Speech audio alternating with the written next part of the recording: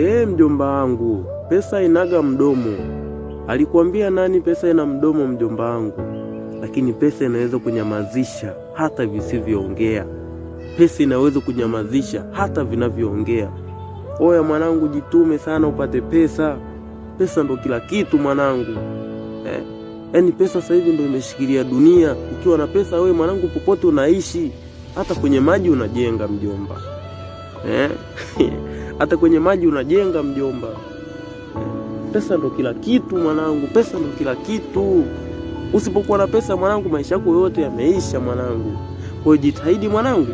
Yaani fanye vyote. Hata kama unasema maisha ni mapito, basi mwanangu vipitie mikononi mwako. Vikipitia kwako mwanangu inakuwa bulbul. Oa mjomba wangu, tafuta hela.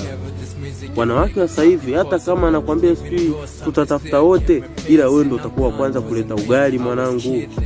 Au unasemaje? Tafuta hela mwanangu. Sura sio roho.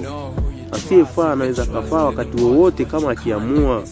Pasopa mwanangu.